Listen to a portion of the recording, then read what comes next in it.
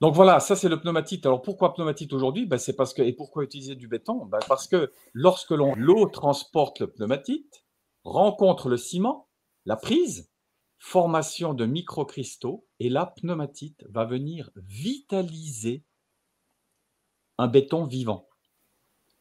Et le ressenti, même à la télévision aujourd'hui, il parle de la température ressentie. Vous avez du 4 degrés, ressenti -2. Oh, ouais, mais pourtant le thermomètre, il est à 4. Mais qu'est-ce qui se passe? Eh bien là, le béton, il est à 16 degrés à la cave, ressenti, oh, c'est chaud. Et tu as dit le mot mortifère, c'est la chaleur de 1450 degrés. On trouve cette température à un moment donné, il n'y a plus rien qui vit. Et c'est même aspiré. Bonjour à vous, bonjour Didier, merci de ta présence aujourd'hui avec nous. J'aimerais pouvoir connaître un peu ton univers, Didier, parce que en plus de ça, derrière toi, tu as mis un logo qui m'anime beaucoup, qui me parle, puisque voilà, il y a tout de suite la suite de Fibonacci qui est derrière. Donc on voit tout de suite la sensibilité, la puissance du vivant qui puisse s'installer dans ce que tu portes. Et donc on va découvrir un peu aujourd'hui quelque chose qui est assez original. On va pouvoir parler du béton, mais faire en sorte que le béton, il ne soit pas quelque chose de mort ou mortifère, ou reste juste structure, mais qu'il soit également un élément qui fasse partie du vivant, qui puisse accueillir la vie ou qui puisse redynamiser un espace vivant. Alors ça, c'est mes mots. Maintenant, l'objectif, c'est que tu puisses le reformuler avec tes mots pour comprendre qu'est-ce que pneumatite et qu'est-ce que tu portes comme projet. Donc bonjour Didier, comment vas-tu? Bonjour Goulven, eh bien je vais très bien, je te remercie. Et toi-même? Moi, Eh tu ben m'as dit écoute, avant que tu allais très bien. oui, je vais très bien aussi. Alors écoute, cette interview, c'est pour savoir un peu qu'est-ce qu'on a à y gagner aujourd'hui à construire en béton. Parce qu'il y a encore plein de monde qui, dans le monde, on va dire écologique, se dit qu'il faut éliminer le béton. Est-ce que c'est encore une bonne idée à vouloir choisir le béton avec cette approche que Pneumatite apporte? Eh ben, je vais répondre à ta question, mais en répondant à la première question que tu m'as posée tout à l'heure. Oui. C'est-à-dire, et ça va faire le lien avec la deuxième, de pourquoi utiliser encore ou pas du béton aujourd'hui, c'est qu'on peut remonter à des milliers d'années en arrière, à 12 000 ans en arrière, où on sait que les êtres humains, les hommes, quand je dis les hommes, c'est un H majuscule, les hommes d'il y a 12 000 ans savaient faire de la chaux, c'est-à-dire calciner du calcaire au feu de bois. Et on a retrouvé aujourd'hui en Anatolie du Sud des, des scellements à la chaux qui n'ont pas bougé, 12 000 ans. Donc, je parle de ça parce que c'est vraiment, ça a occupé et ça occupe encore l'humanité, le fait de construire et de sceller des matériaux, notamment des pierres.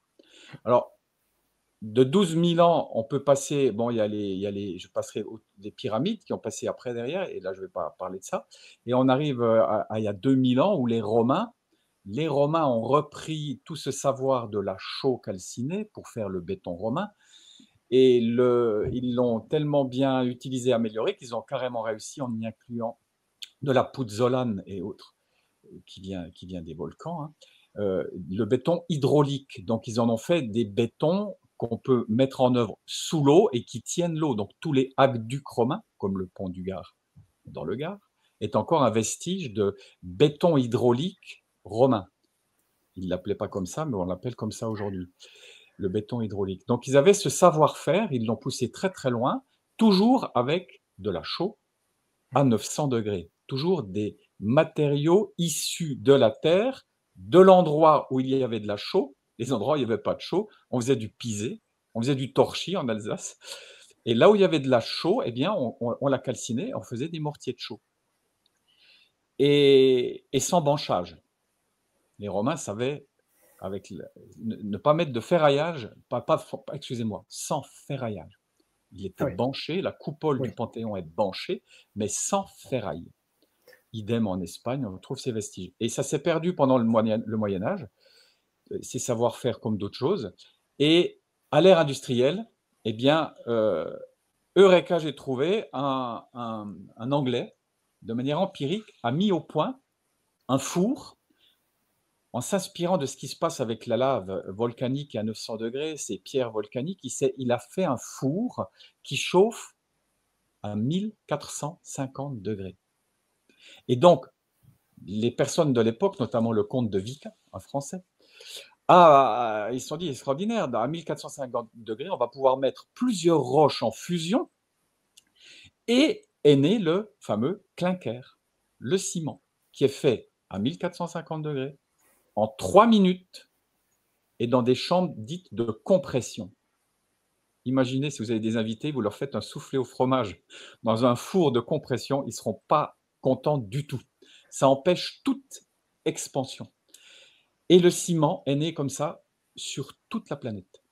Aujourd'hui, on fait du ciment sur toute la planète. Avant, on faisait de la chaux calcinée là où il y avait un affleurement de calcaire. Mm. Mais aujourd'hui, le ciment est fabriqué et utilisé sur toute la planète. Donc ce béton aujourd'hui industriel, est, tu as dit le mot mortifère, la chaleur de 1450 degrés retire la vie, aspire la vie. Quand on descend dans la croûte terrestre à 1450, on trouve cette température à un moment donné, il n'y a plus rien qui vit, et c'est même aspiré. Et donc, en 2003, des agriculteurs en biodynamie en Suisse allemande, dans le canton de Zurich, au bord du Rhin, voient leur ferme, leur étable brûler. Et les propriétaires ont dit, pas de problème, on vous refait une stabulation en béton. Vous avez 3 ans. Et là, il y a un des agriculteurs qui dit à son collègue, Marcus, il lui dit, Marcus, je ne peux pas imaginer mettre nos vaches sur du béton si on ne le rend pas meilleur. Qu'est-ce qu'on peut faire? Et c'est cette question qui a mis en mouvement Marcus, et qui faisait de la recherche par ailleurs. Il avait déjà un organisme de recherche. Et donc, c'est là qu'il a remarqué que le béton était fait avec du ciment qui était fait à 1450 degrés. Et Et donc, fort de leur... mais il avait observé, excuse-moi de te poser une question et de te couper là, Oui, mais pardon. est-ce qu'il avait déjà observé que le béton, est-ce que des vaches qui allaient sur un plancher en béton pouvaient être désagréables pour les vaches? Pour être capable d'avoir déjà à se poser cette question-là, c'est qu'il l'avait observé Alors, ou c'était intuitif? c'était intuitif. Et celui qui a posé cette question était charpentier, menuisier charpentier. D'accord. Donc, avec tout un passé et des expériences de construction sur du béton. Et même, au-delà de ça, toute personne qui, comme moi, qui arrive à la soixantaine, a foulé moult béton dans sa vie. Il y en a quasiment partout. Donc l'expérience du béton, mais lui, c'est encore plus fort parce qu'il était charpentier. Donc travaillant le bois, il a bien vu ce qui se passait en étant sur des bétons. Tout à fait. Et là, donc pour revenir à la ferme, eh bien, oui, le charpentier est devenu fermier, donc ça arrive aussi. Et donc, Marcus se rend compte de cette surchauffe, de cet anéantissement des forces du calcaire. Et donc, fort de la réflexion et du processus de la biodynamie, qui n'est autre que de la vitalisation du minéral, ne l'oublions pas. Les amateurs de bon vin sauront qu'un bon vin biodynamique, il est bon souvent parce que c'est le goût du terroir, c'est-à-dire ce goût des minéraux qu'on trouve dans le sous-sol, entre autres, bien sûr. Il y a encore d'autres choses dans le vin. Et donc, Marcus a fait appel à un rechercheur, José Martinez, qui est à la base, il est vétérinaire, mais il a toujours voulu connaître et savoir. Il est paléontologue, homéopathe, ostéopathe, j'en passe, c'est des meilleurs. Un grand Et curieux. ils se sont vraiment penchés, comme on se penche au chevet d'un enfant qui naît, j'ai cette image qui me vient maintenant, c'est-à-dire ils se sont penchés sur le phénomène de la vitalité perdue du ciment à 1450 degrés. Et donc pendant 3 années, ils ont réussi à mettre au point le pneumatite, mais en passant par plein de phases, donc de quel matériau ils allaient utiliser pour fabriquer une teinture mère. Donc c'est un réel processus alchimique. José Martinez étant paléontologue, je l'ai aussi dit, il a cherché et recherché quelles étaient dans la nature les formes du vivant d'il y a très très longtemps qui se retrouvent en nous, en l'homme. Parce que José Martinez, lorsqu'il est sur du béton conventionnel, il est en total déséquilibre. Ça le met complètement en déséquilibre. Et il D'accord. a recherché à retrouver cet équilibre, qui a un très très grand lien, je vous le livre maintenant, je vais y revenir, mais sur notre physiologie, sur le sang.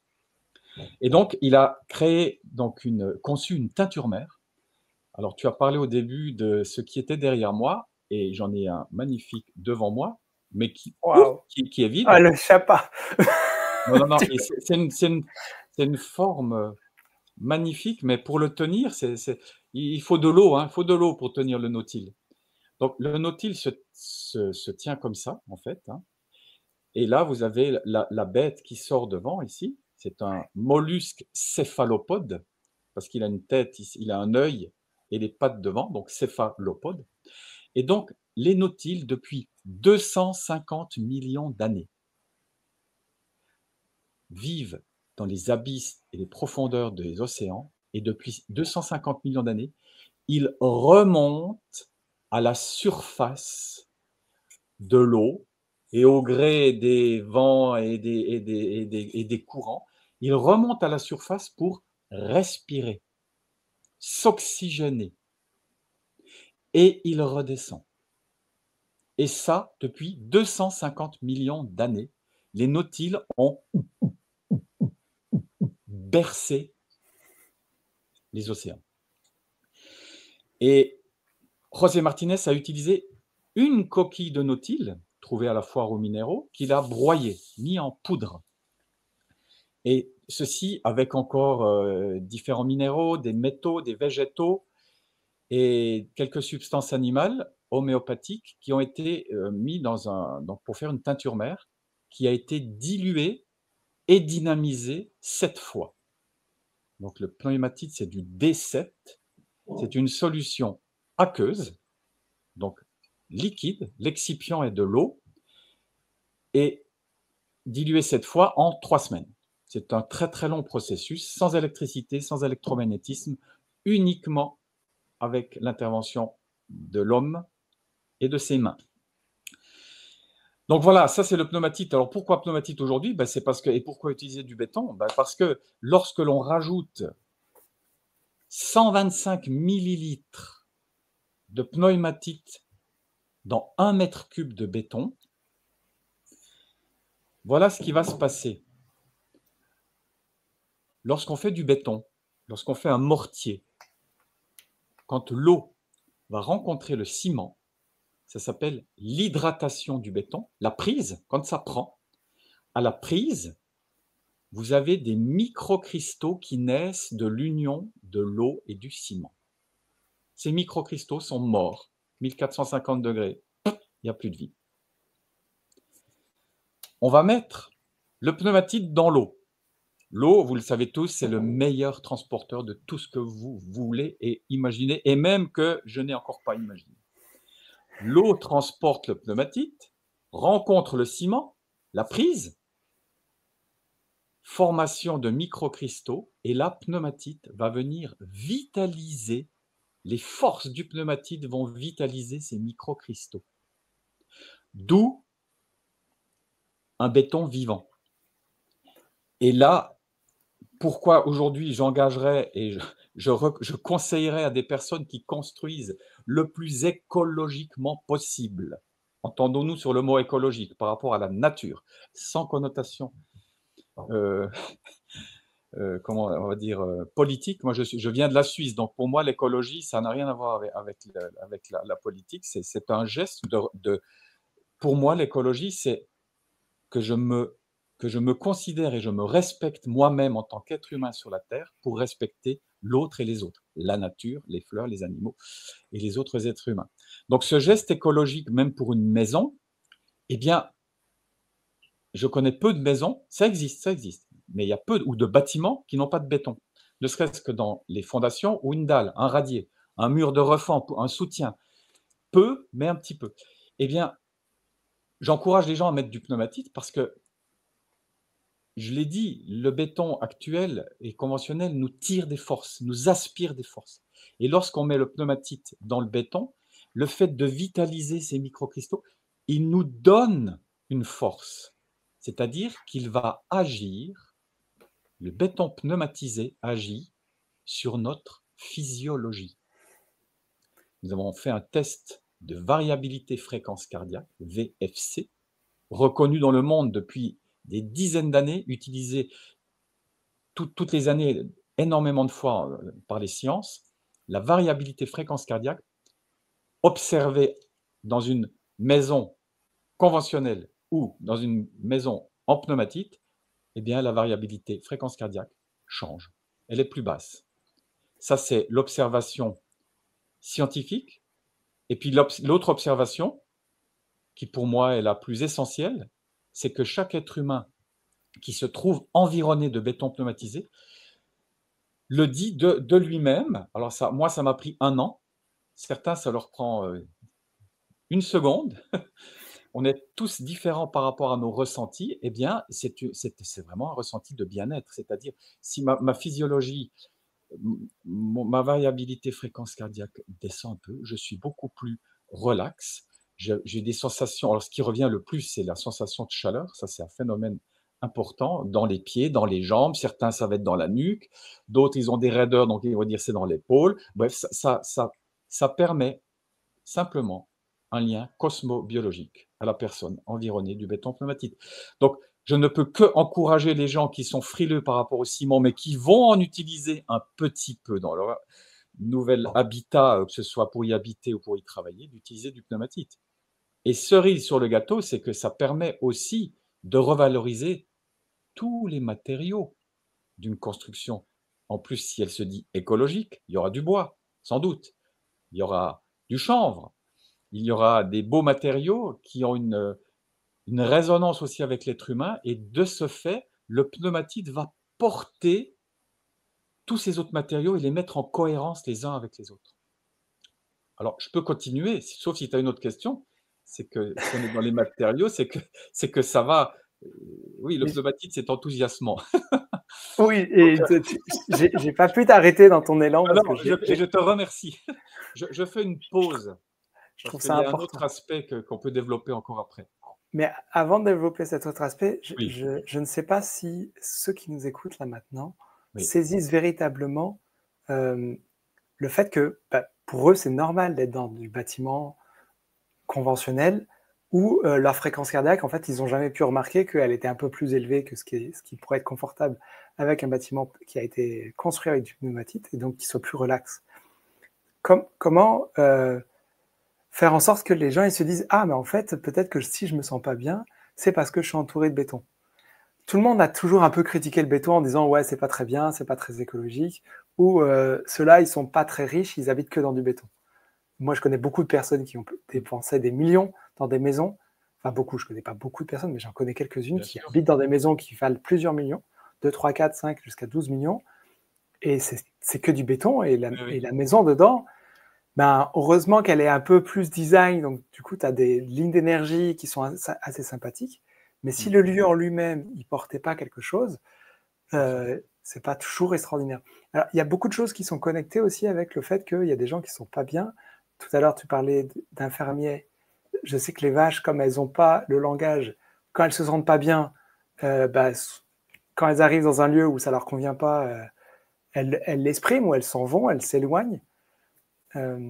J'ai un ami qui élève des chèvres et lui, quand il y a eu un problème d'électricité un jour, il y avait un petit courant d'électricité qui passait dans l'abreuvoir, bah, Voilà. les chèvres n'allaient plus boire.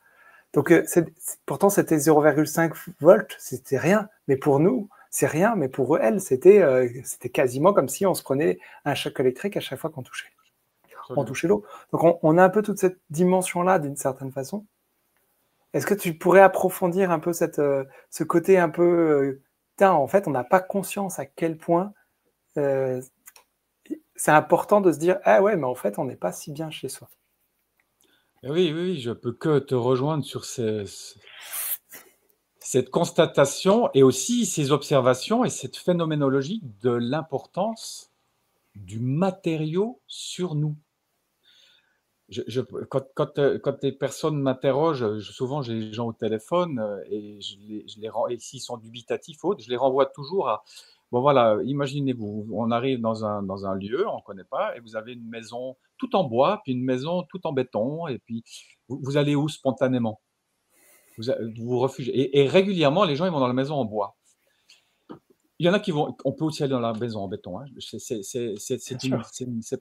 C'est une généralité ce que je dis là, mais c'est juste que j'essaie de renvoyer les personnes, de leur dire: «Mais où est-ce que vous vous sentez bien?» Vous allez dans un hall, il y a une grande foire, vous allez dans un hall, le hall est tout en métal avec, et puis vous avez à côté, un hall qui est tout en toile, et chaque personne dit: «Ah bah oui», et c'est là que moi, le premier, je prends conscience de l'impact de l'environnement, même les yeux fermés. Parce que certains vont dire: «Oui, il y a des coups», non, on peut faire l'expérience les yeux fermés, même les oreilles bouchées. Parce que ça traverse dans notre corps. Donc la phénoménologie d'un habitat, et je répète, avec du béton, parce que la plupart ont du béton, même s'il est masqué, même si les fondations, on ne les voit plus, Mmh. le radier a été recouvert de bois, de lino ou d'autres choses, ou c'est même le vide sanitaire, tout ça, ça contribue à nous prendre des forces. Alors, Ah, comme tu l'as dit, on peut enjoliver avec d'autres choses qui vont rehausser la lumière, ce que moi j'amène, les enfants qui vivent dans la maison, il y a bien tout ça. Néanmoins, petit à petit, c'est quelque chose qui aspire. alors si ça aspire, est-ce qu'il y a une notion de distance? Parce que, si mon voisin qui est De à 50 mètres ou 200 mètres, Ah qui est en oui, béton, est-ce que lui aussi sa maison en béton, elle m'aspire genre et qu'est-ce que ça aspire? Est-ce que ça aspire, non, les c'est une question de volume, de volumétrie, donc de la volumétrie et donc de une quantité de énorme béton, dalle par de exemple? béton, elle aspire sur plusieurs, on en géobiologie, en radiesthésie, c'est des choses que l'on peut mesurer ou observer. Moi, je le fais avec, ce que je suis. C'est pas la maison du voisin qui m'aspire, non. C'est plus, il faut vraiment être, proche, ou à même à 1 mètre, hein, certains endroits, 1 mètre, ça suffit, Ouais. ou 1,50 m, ou pour, pour être aspiré, et ça me fait penser à ce que quasiment toutes les personnes que je rencontre et qui peuvent venir à Colmar. J'invite tout le monde à Colmar à venir visiter le premier bâtiment pneumatisé, c'est là que j'ai rencontré Pneumatique, et il y a du béton brut sur 300 mètres carrés dans un sous-sol à 5 mètres sous terre. Donc, descendez dans un sous-sol en béton à 5 mètres sous terre, vivez ce que vous, et ben les gens, ils sont là, oh, ils veulent plus remonter, ils sont bien, et ils touchent les murs en disant: c'est doux, il est sympa. Donc, c'est vraiment, moi, je prends ça me les images qui me viennent, c'est l'esthétique et l'éthérique des statues grecques, et bien, Mmh. il y a cette, dans le béton pneumatisé, et je pense que c'est ça, vu ce que je suis en train de vivre là, au moment où je parle, c'est que c'est ce qui transpire de ce béton, ce qui émane, c'est la vie, c'est la vitalité. Cette fine vitalité est perceptible. Des maçons, en mettant les mains dessus, me disent: c'est chaud». Si on met un thermomètre, c'est pas chaud, on est d'accord. Par contre, même les plus farouches, dogmatiques et tout ce qu'on veut, ceux qui se disent: «Moi, je suis», le mot que j'utilise moi pas, mais pragmatique, des choses très comme ça, même si j'ai besoin de la matière. Le ressenti, même à la télévision aujourd'hui, ils parlent de la température ressentie. Vous avez du 4 degrés ressenti -2. «Oh ouais, mais pourtant le thermomètre il est à 4. Mais qu'est-ce qui se passe?» Eh bien là, le béton, il est à 16 degrés à la cave, ressenti, oh, c'est chaud, et moi je suis à 37, hein. Donc c'est ça qui est très intéressant. Donc la maison très, très loin, en béton, elle va pas m'impacter, mais si on va plus loin, elle peut m'impacter aussi. Mais aussi positivement, parce qu'elle a peut-être une très belle forme, et ça, c'est aussi la magie du béton, c'est qu'on peut lui donner toutes les formes que l'on veut.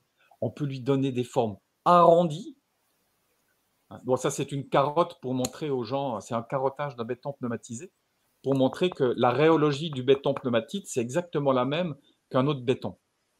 Donc il est tout aussi résistant qu'un autre béton. c'est à l'intérieur que ça se passe. C'est vraiment tout ce qui sort de ce qui émane de ce béton. Il y a quelque chose que je trouve important dans ce que tu exprimes, parce que je pose un peu des questions néophytes, mais je me suis aussi formé en géobiologie, donc je suis très sensible à tout ça. Et il y a deux choses. La première, c'est que je considère qu'on n'a pas appris que l'être humain possède beaucoup plus que 5 sens. Il y a d'autres sens qu'on n'a pas appris à l'école, alors qu'on vit en permanence avec. Ne serait-ce que la thermoception que tu viens de citer. Donc, thermo, c'est la thermique, la capacité à ressentir la chaleur et le froid. Notre corps est capable de ressentir la chaleur et le froid. Puisque quand tu as froid, tu mets un pull. Quand tu as trop chaud, tu l'enlèves.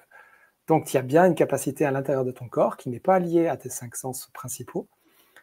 Et il y a plein d'autres sens aussi, comme la capacité à savoir quand on est en équilibre ou en déséquilibre.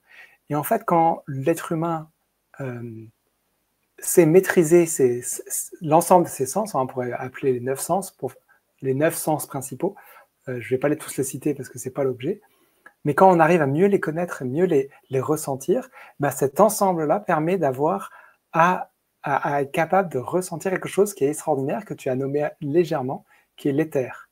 Et l'éther, moi j'ai appris il n'y a pas très longtemps que dans le tableau périodique de l'ensemble des ingrédients qui composent la nature, hein, avec l'oxygène, le carbone, le tableau. le tableau de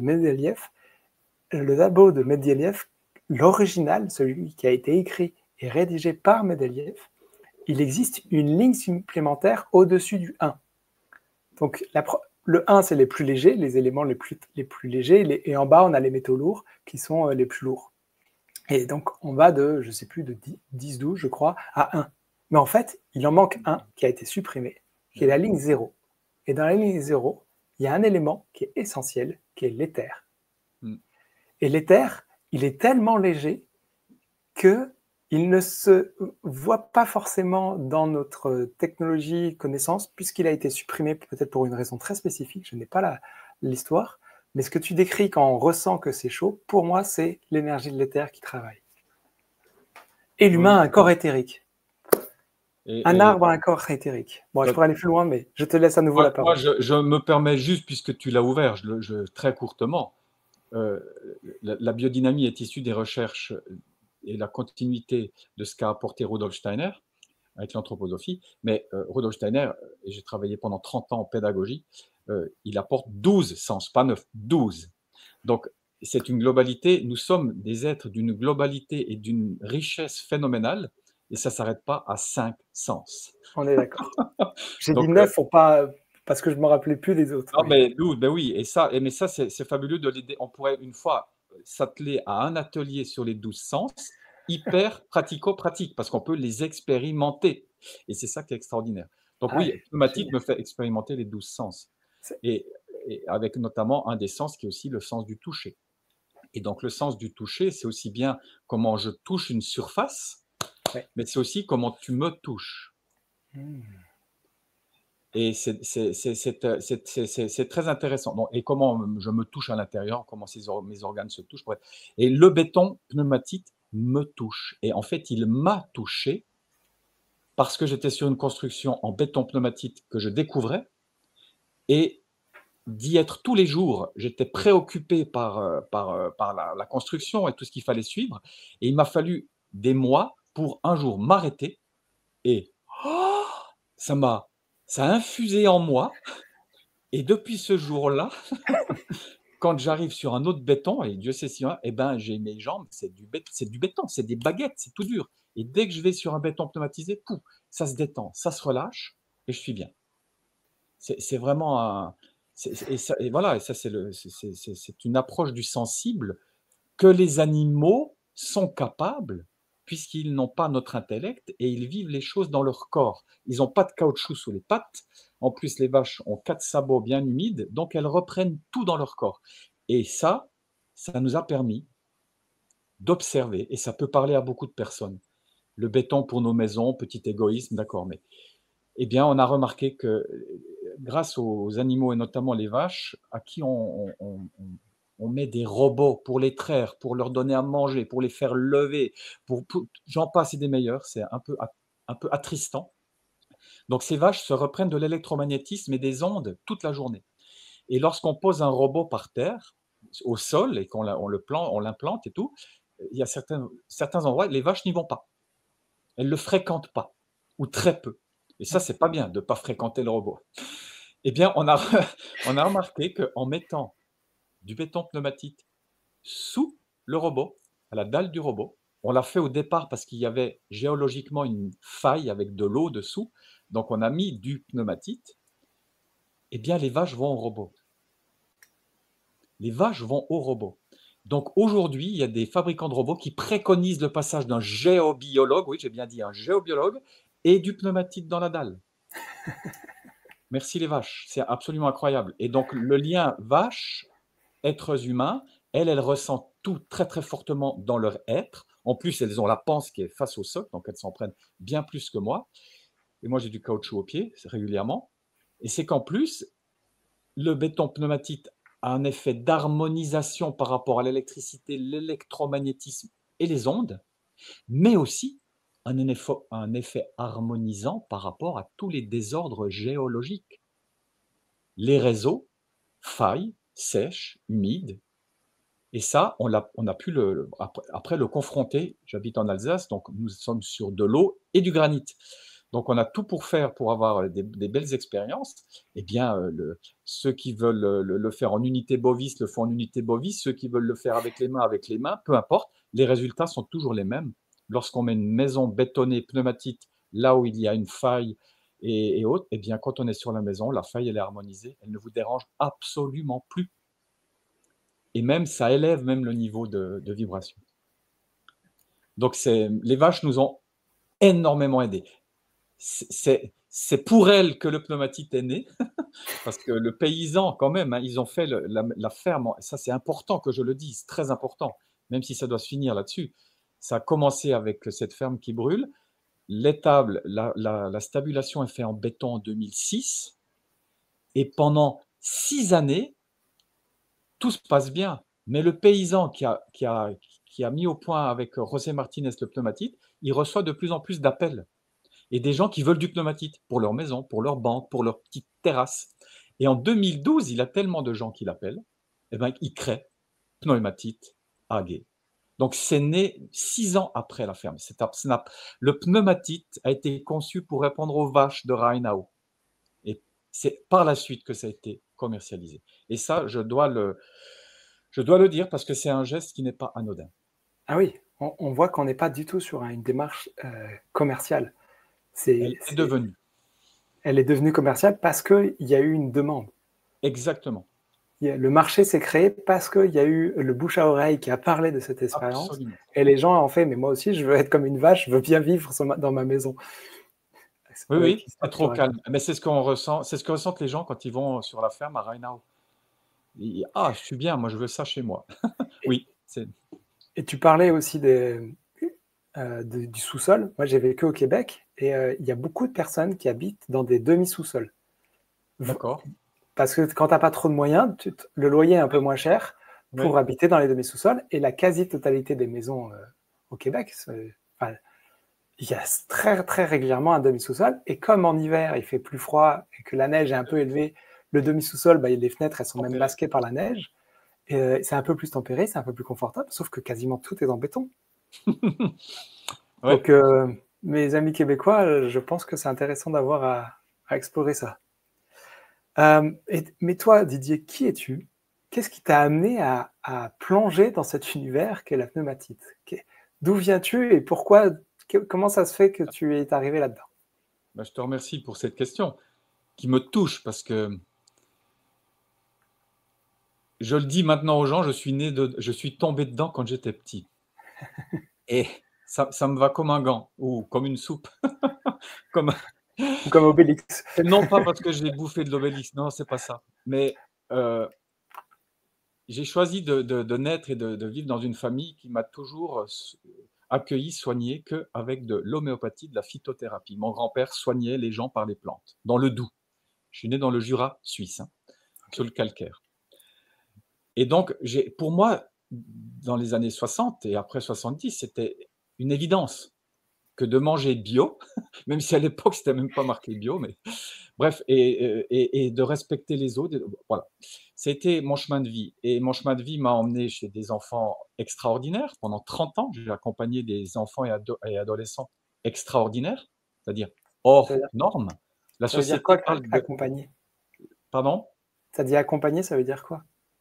C'est-à-dire que la société parle d'enfants handicapés. Donc moi, j'étais éducateur spécialisé pour enfants extraordinaires, c'est-à-dire hors normes. C'est des parents, encore une fois, parce qu'ils ont quelque chose d'extraordinaire et qui m'ont apporté l'écoute, l'écoute de la différence. Que Hmm. plus on est différents les uns des autres, et eux, Dieu sait s'ils portent des différences, qui peuvent être tellement mal vues et montrées du doigt et dénigrées, tous, et j'en passe et des pires, ils m'ont appris que l'écoute de la différence fait grandir l'un et l'autre. C'est l'écologie humaine. Et donc j'ai rencontré la biodynamie par le même biais. Et puis, un jour, j'ai fait un virement à 180 degrés. Donc, je suis aussi père de 4 enfants, je suis marié Oui. depuis 37 ans, et père de 4 enfants, et on habite en Alsace depuis bientôt 30 ans.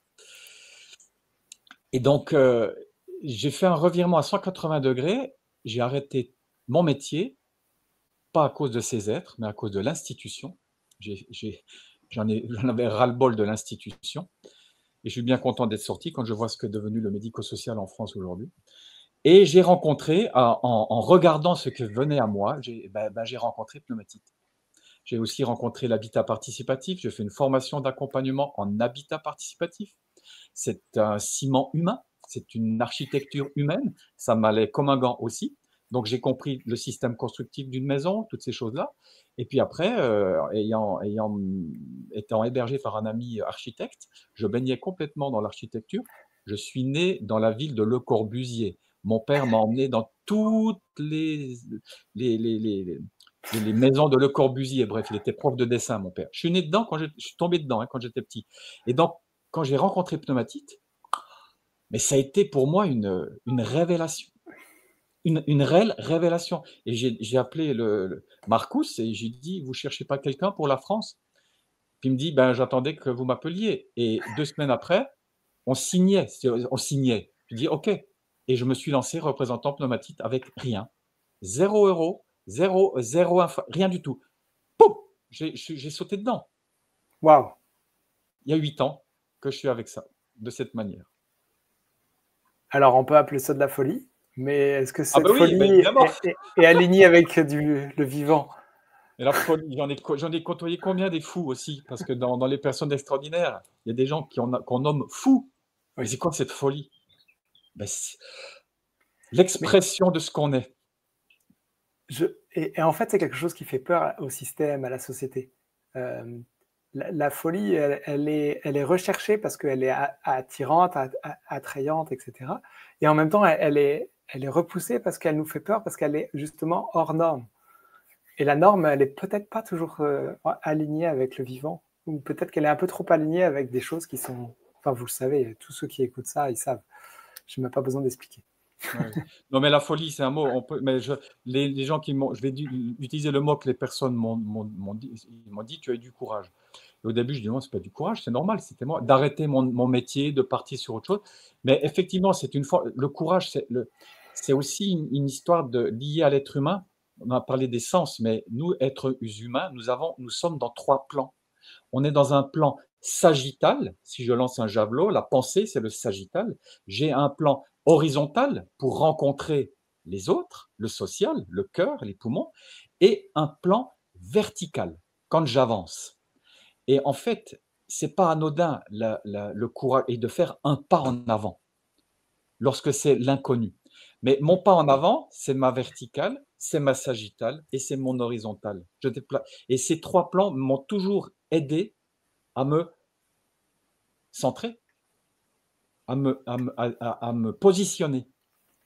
Et la rencontre du pneumatite est un réel positionnement. Lorsque je suis sur du pneumatite, à l'heure actuelle où je vous parle, je suis sur du pneumatite, parce que j'en ai mis plein de dalles dans mon bureau, je suis aligné. Cosmotelluriquement, j'ai les 2 pieds bien sur terre, mais je suis surtout très relié et je peux te rencontrer. Et ça, c'est un acte, c'est fabuleux, quoi. Moi, je Ah le oui. vis au quotidien. Je me réveille tous les matins en me disant, en disant merci pneumatite, et je m'endors le soir en disant merci la nuit. Voilà. Simplement, les choses simples, mais qui portent. C'est intéressant parce qu'avec ce que tu viens de dire, comme tu parles des éléments qui sont sous tes pieds ou quoi, moi, c'est des amis qui ont une très grande sensibilité sur la thématique de l'eau et sur Oui. la dynamique de l'eau. Oui. Et quand ils m'ont montré des vasques vives, donc c'est des sortes de fontaines qui permettent de faire tournoyer l'eau dans le forme de vortex. Et le vortex étant l'ingrédient essentiel à la vie, selon moi. Et on le voit d'ailleurs avec Je vais pas montrer. le Nautilus qui est en fond. J'en ai une derrière moi de vasque vive qui tourne, mais j'arrive pas à la montrer. et donc, cette vasque vive, il y a Jérémy qui les fabrique, qui m'a montré une vasque vive où dedans, il avait mis de la pneumatite. Et là, je suis allé sentir avec mes propres mains, avec mon propre ressenti personnel, la différence entre une vasque sans la pneumatite et avec. Et donc, j'ai fait, mais c'est quoi ce truc? Voilà, donc c'est l'objet de pourquoi j'ai voulu entrer en communication avec toi. Et tu m'as dit que là, tu avais réussi à synthétiser ça en un petit élément pour que, comme moi qui suis à mon bureau régulièrement, il y a peut-être une solution. Oui, c'est le pneumatite. Je me permets d'insister là-dessus. C'est pas là, mais c'est le. Ok. Tout francophone, moi le premier, au début, on dit là, parce que ça finit par tit. Mais c'est pneuma, du poumon, pneuma, le souffle. C'est ce que José Martinez, c'est ce qui lui est venu quand il l'a conçu. C'est le souffle, c'est le bio-grec. C'est le pneuma, tit, terminologie minérale, des minéraux. D'accord. Et donc, oui, ce que j'ai sous mes pieds, j'en ai une petite ici, c'est une dalle. Vous voyez, elle fait 2,5.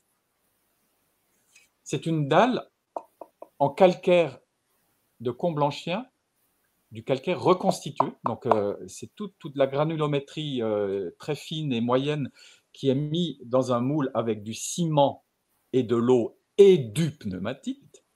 Et du coup, c'est séché pendant 21 jours à l'air libre et ça vous donne des dalles que vous pouvez. Et moi, c'est ce que j'ai sous mes pieds.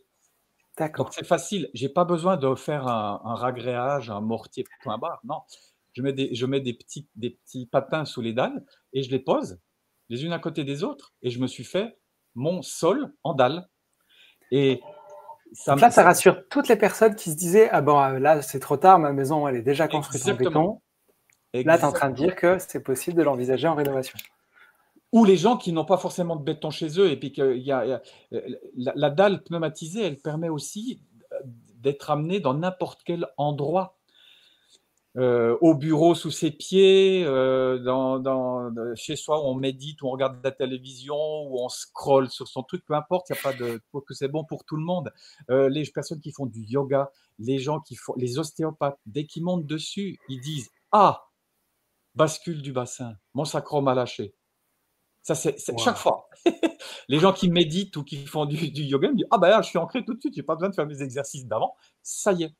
Donc je le dis.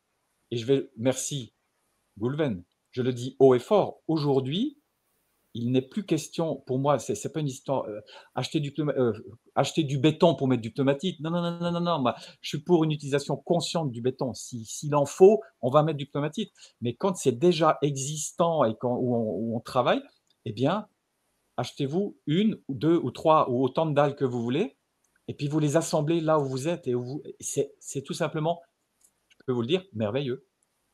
C'est quelque chose et puis ça se déplace et c'est vraiment, c'est magnifique.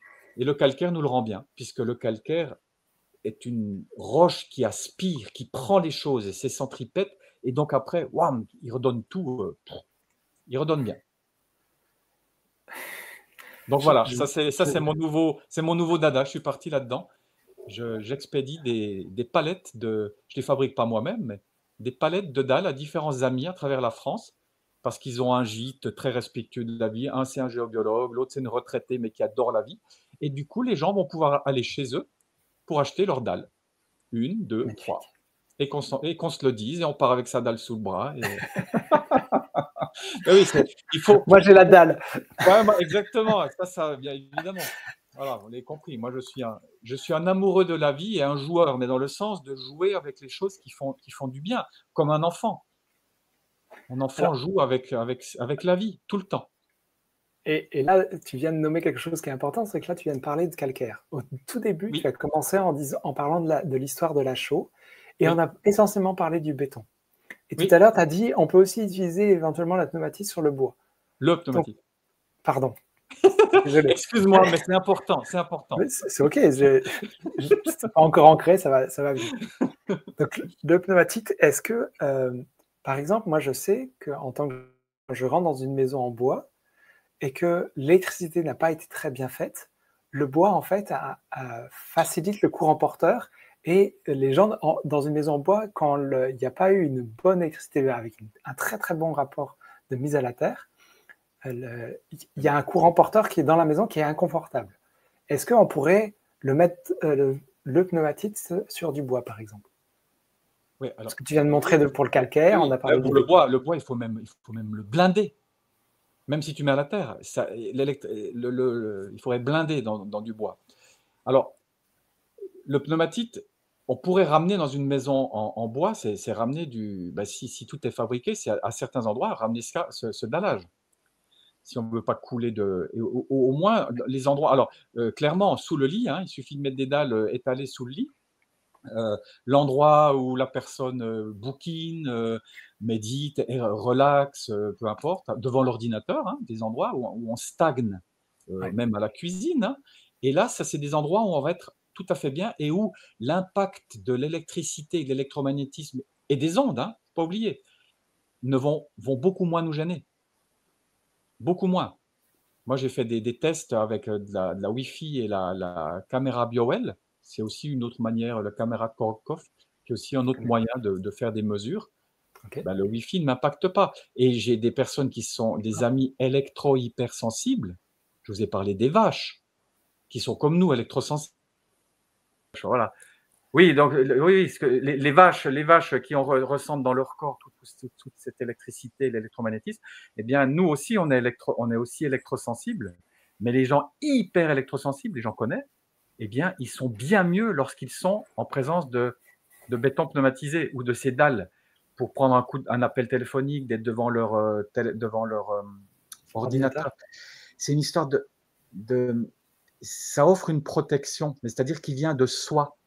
C'est pas un filtre que je vais me mettre devant moi me cacher. Ça me donne des forces qui vont me permettre de repousser ce qui vient négativement à moi. C'est vraiment mon vécu. Moi, qui ne suis pas hyper électrosensible, mais j'ai une amie qui l'est et qui témoigne comme ça. Mmh. Elle dit, j'ai mes deux pieds dans mes deux godasses en même temps, je suis bien et j'arrive à assumer mieux ce qui m'arrive. Donc, l'idéal, c'est d'avoir une maison entière en pneumatique, évidemment, pour des gens comme ça. Tous les bétons sont. Mais bon. Mais c'est complémentaire à tout ce qui peut se faire par rapport à ces êtres qui souffrent terriblement. Mais on n'est pas parti de ça, mais on est parti d'une maison en bois où on peut très Oui. bien rajouter. Et moi, qui suis jurassien d'origine, donc Jura suisse, le bois, c'est connu pour construire, mais il y avait toujours une base minérale. Et je trouve c'est très très beau, notamment calcaire, du minéral avec le bois. L'un et l'autre se soutiennent. Et puis le béton pneumatique va rendre encore plus biocompatible le bois. Parce que le bois souffre du béton classique. Il se fait aspirer par ses forces. Si on peut soutenir ça jusqu'à l'électricité. Même si le blindage reste quand même quelque chose de, surtout là où on dort, au passage, de blinder l'électricité de là où on dort, c'est quand même pas mal. Ah, c'est quelque chose qui est expliqué dans la formation chez Au Vivant, parce que c'est très, très, très Mais important. c'est capital. On parle de design de climatique, on parle de matériaux, de systèmes, mais on parle de Bien santé sûr, dans le bâtiment, et évidemment, on intègre évidemment cette équation. c'est clair. Mais autant en parler parce qu'il y a beaucoup de gens, ils découvrent, hein, où ils se pensent pas, oh, je fais une maison en bois, c'est génial. Oui, c'est génial, mais attention, il y a des endroits. Et la maison en bois, tu viens de dire qu'il est important qu'il y ait une partie qui soit minérale. Pour moi, Au niveau de l'équation thermique dans un bâtiment, c'est important aussi d'avoir de l'inertie, d'être capable d'emmagasiner l'énergie solaire c'est clair. pour avoir une batterie d'énergie qui puisse soit emmagasiner de la fraîcheur pour l'été, en la rafraîchissant chaque soir, soit la nuit, soit l'hiver, pour qu'elles puissent emmagasiner la chaleur. Tout à fait. Et d'ailleurs, quand on met un plancher chauffant hydraulique, est-ce que ça annule l'effet de la pneumatite parce qu'on fait Pas circuler du de tout. l'eau dedans? Pas du Et quand tout. c'est électrique, est-ce que ça… Pas du tout. Ok. Non, non, l'échappe pour ce plancher chauffant fonctionne à merveille. Au contraire, on l'a vu avec les robots pour les vaches, les robots tombent moins en panne, hein. Les constructeurs de robots s'y préconisent aussi, c'est que ça sécurise leur périmètre, comme ils disent, hein. Oh.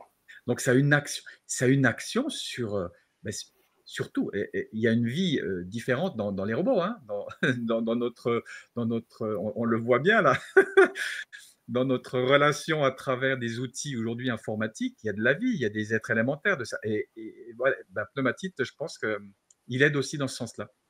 Ok. Ça peut paraître fou, mais moi j'en suis convaincu, je le vis, en fait, je le vis. C'est Et moi, ça me fait plaisir qu'on prenne pour un fou pour ça aussi.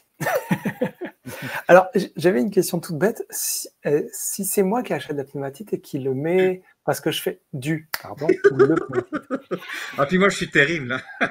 Allez, je le dis plus. Après, je te le dis plus, Boulven. Promis. J'en ai Mais si perdu c'est mon idée, toi, si excuse-moi. c'est Donc, toi, si c'est moi qui le fait, qui fait l'autoconstruction, ou si la oui, personne qui me regarde veut le faire soi-même, est-ce oui. qu'il y a des préconisations? Est-ce qu'il y a un risque personnel quand je fais mon mélange et je mets l'eau et que je mets les quelques gouttes? Est-ce que je dois mettre des gants, des lunettes? Est-ce que c'est dangereux? Non. Le pneumatite peut être commandé par n'importe qui. Donc déjà, ça pour le base, hein, un maître d'ouvrage qui est autoconstruit, un maître d'ouvrage qui est un maçon, ou un maçon, ou une centrale à béton. Tout le monde peut commander du pneumatite. Le pneumatite, c'est innocuité physico-chimique pour le béton. Ça, c'est la première chose. Et pour l'être humain, c'est un produit dont l'excipient, la base de l'excipient, c'est de l'eau potable. On a fait une étude de potabilité. Donc, il n'y a pas de tête de mort sur l'étiquette. Donc, le pneumatite peut s'utiliser sans EPI. 125 millilitres par mètre cube de béton. C'est capital. 125. Voire 125,1, mais 125. D'accord. Pourquoi? Parce que José Martinez, je vous l'ai dit, était en déséquilibre sur du béton et il a recherché à créer cet équilibre. Et d'où vient notre équilibre? De notre physiologie, de notre sang, en grande partie, qui a le courant artériel et le courant veineux. Et donc, les 125 millilitres mettent en équilibre le courant artériel et veineux. En le surdosant, en se disant, génial, on va booster 3 fois plus notre maison, on va doubler le pneumatite. Eh bien, le courant artériel, il va être impacté à fond et vous allez vous en foutre. Ça sera très mauvais. Et au contraire, ouais, ça poudre son eau de perlimpinpin, on va en mettre la moitié.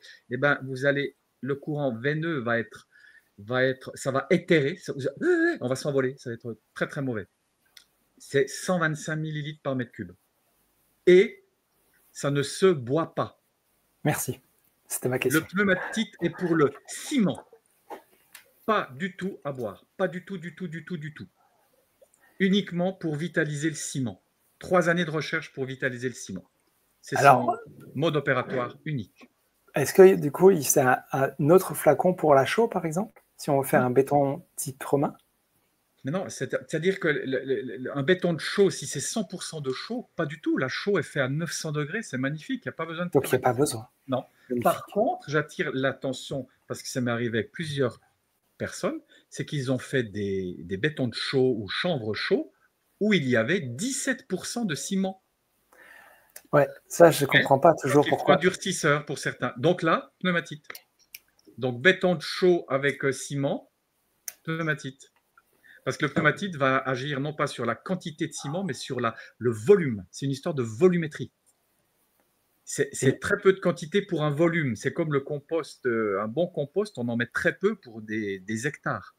Alors que dans la chimie, on va mettre énormément de quantité pour beaucoup d'hectares. ouais, ou comme un sirop, même si les Oui, proportions c'est sont comme pas un sirop. adaptées. Oui, on va dire c'est comme le bon sens, hein.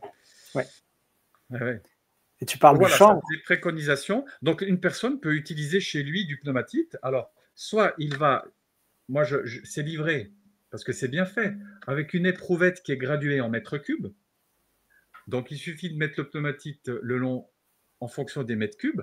Et puis, les personnes qui font ça à la bétonnière chez eux, eh ben, on prend une seringue et puis spritz, on met spritz, hein, oui, je suis alsacien, un coup de seringue, tout le monde comprend le spritz, et on le met dans la bétonnière au moment où on gâche. Et le fait va se faire dans l'hydratation au moment de la prise. Super. Et beaucoup de maçons, plusieurs maçons, ont fait des retours que c'est plus facile à mettre en place, le béton pneumatisé. Il y a quelque chose de plastique qui s'étale mieux. Ça joue au niveau de cette hydratation, de la prise. Donc, ouais. cette vitalité fait que il y a quelque chose qui… Il est moins rigide, quoi. Oui, il est moins rigide, c'est ça. Ils ont plus de plaisir à le mettre en place, certains me disent. Ils ont plus d'allant. C'est des témoignages, hein, ça n'engage qu'eux, mais c'est très intéressant. Et ça amène la joie et le social dans les lieux où il est mis en place. Ça, c'est aussi très intéressant. Et est-ce que c'est pertinent, par exemple, si on est plusieurs à construire, est-ce que c'est intéressant d'avoir à acheter à plusieurs ou c'est pas tant nécessaire, il suffit simplement de commander parce qu'on ne peut pas avoir des tarifs moins chers? Non. Alors, au niveau tarif du pneumatite, je peux vous le donner parce que depuis qu'il est commercialisé en 2012, c'est la date de commercialisation, pardon, le pneumatite coûte 22,50 € hors taxe pour traiter 1 mètre cube. 27 € TTC pour 1 mètre cube. Depuis qu'il est créé, il y a vraiment une volonté chez Pneumatite, avec Marcus, d'avoir aussi… C'est aussi une idée de la répartition, c'est pas que social, commercial, et il y a aussi le côté économique, qui fait que, pas qu'un juste prix, mais pourquoi monter des prix parce que l'autre, il monte son prix, on va monter le prix, l'inflation. Non, Pneumatite n'est absolument pas là-dedans. C'est payer les coûts de production, sachant qu'il a fallu une coquille, une seule, pour te faire 10 litres de teinture mère, diluée 7 fois. Regardez combien de litres ça fait. 10 plus 7 zéros. Des millions de litres. Ça peut traiter, une coquille traite des millions de mètres cubes de béton. Une coquille. Magnifique. Donc, le prix, il n'y a pas de raison que ça monte. Et ce prix-là, je le précise pour ceux qui n'ont pas notion des volumes, on parle de 1 mètre cube. Donc, c'est 1 mètre par 1 mètre par 1 mètre de béton. Donc, quand on se met à faire une dalle de 10 mètres carrés sur 10 cm, eh ben, on a le mètre cube. Voilà. Donc, évidemment, on ne fait pas toujours 10 cm. Parfois, on a moins besoin de plus ou de moins. Mais pour avoir une idée, c'est 10 mètres carrés de 10 cm d'épaisseur égale 1 mètre cube. Tout à fait. Donc, ça ne coûte pas cher, en fait. C'est ce que disent tous les clients. Ah ben, ça coûte pas cher, on aurait tort de s'en priver. Et si on construit une maison plus conséquente, où il y a maison individuelle, où on peut avoir vraiment un sous-sol bétonné, un premier étage, quelques murs de refend, donc on est à 0,38% du coût de construction, toute entreprise confondue. Hors VRD et architecte. Hein. Les 18 entreprises, c'est 0,38%. Ben, bon, c'est un choix, mais il n'est pas très onéreux. Et surtout, c'est qu'il dure toute la vie, du béton. Et ça, c'est quand même une incidence non négligeable. Parce que les fenêtres, la baie vitrée, la véranda, vous allez la changer. Je ne sais pas combien vous aura coûté, mais un jour, vous la changerez. Le béton, vous ne le changerez pas. Exact. Et ça agit donc tout pour… Excuse-moi, je prends juste à la maison. C'est que les êtres humains, on est impactés. Mais si vous avez une cave et que vous aimez le vin, oh, c'est extraordinaire. Ça a une action sur le vin. J'ai tout un document sur le vin et la viticulture, mais aussi sur les fruits que vous entreposez, l'eau, les jus de fruits. Dès que vous amenez de l'eau, eh bien, ça harmonise les processus, ça vitalise tout ça. Moi, je mets tous mes fruits et tout ça sur des dalles en pneumatite. Je conserve l'eau dessus, fabuleux. Est-ce que tu pourrais donner un peu l'ensemble des types de clients qui ont pris contact avec Pneumatite? Tous les clients, en partant de… Ça pourrait être toi, Goulven, qui te fait une petite terrasse chez toi de 5 mètres carrés. Okay. Beaucoup d'agriculteurs, de paysans. Alors, pour la robotique, pas que la robotique aussi, certains ont refait toute leur stabulation, la fosse à lisier, tout. Donc, tout le domaine de l'agriculture. Il y a le domaine de la téléphonie mobile et des éoliennes pour les embases, parce qu'il y en a qui ont compris qui écoutent les géobiologues et que les perturbations dans le sous-sol peuvent être gravissimes.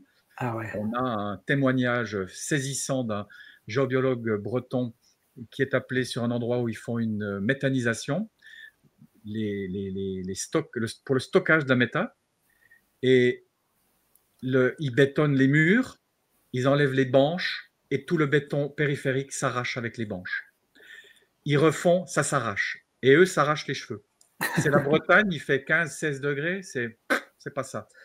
Et donc, il m'appelle et il me dit, tu as déjà vu ça? Je dis non, mais on va essayer avec du pneumatite.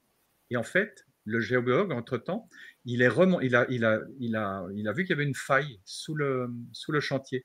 Il est remonté sur près de 2 km et il s'est trouvé face à un répéteur dans une zone militaire.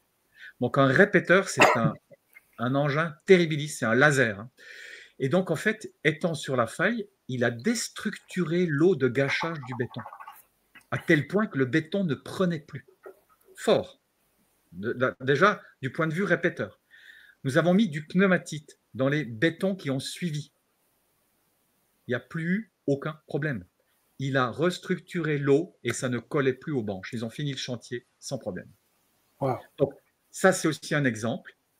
Et puis après, on peut aller donc, dans les maîtres d'ouvrage qui le préconisent, un des plus grands groupes de Lanchy Transport. Ils sont en Mayenne.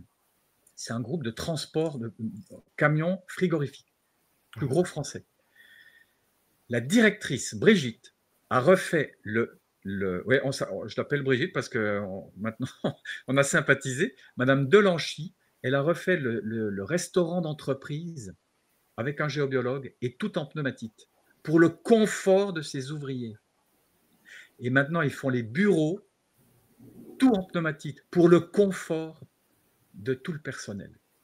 Une chef d'entreprise qui m'a dit ça devrait être obligatoire dans le béton. Merci Brigitte Delanchy. Donc, toutes les personnes qui utilisent du béton, de toi en Ardèche, particulier, ou Jérémy qui fait des vasques vives, le particulier qui gâche un endroit, qui se refait. Moi, je dis aux gens qui me commandent du pneumatique, vous allez vous amuser parce que ça va vous donner des idées. Vous allez en gâcher un peu plus, puis vous prenez un pot, vous le remplissez. Moi, je m'amuse à en mettre dans des coupelles. Après, je les mets sous mes plantes. Chacun peut s'amuser à bas prix, très, très bas prix. On peut en offrir aux gens, on peut mettre du ciment blanc, on peut le teinter, C'est ça qui est extraordinaire. Okay. Après, il n'empêche qu'une bonne maison, les bons fondements faits avec, c'est impressionnant.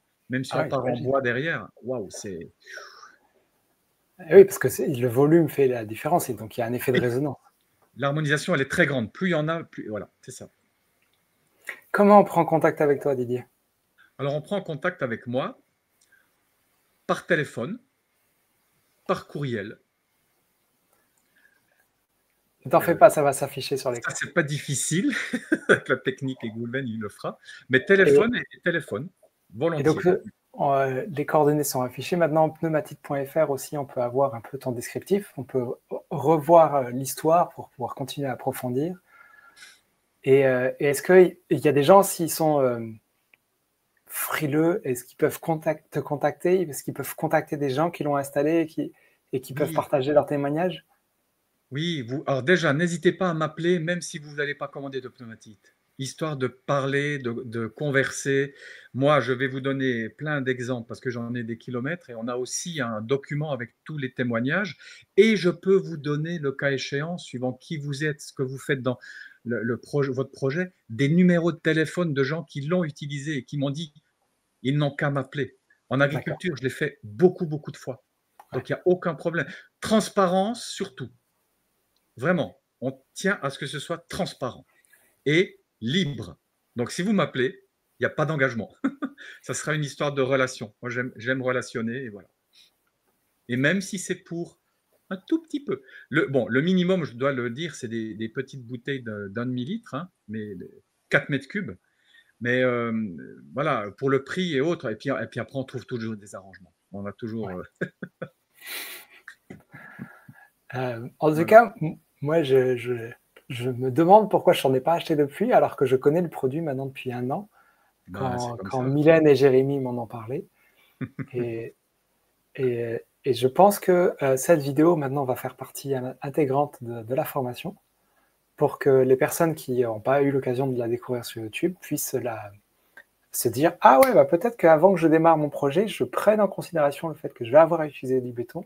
Donc, je prends contact avec Didier pour voir si oui ou non c'est pertinent pour mon projet. » Puis voilà. Ah oui, absolument.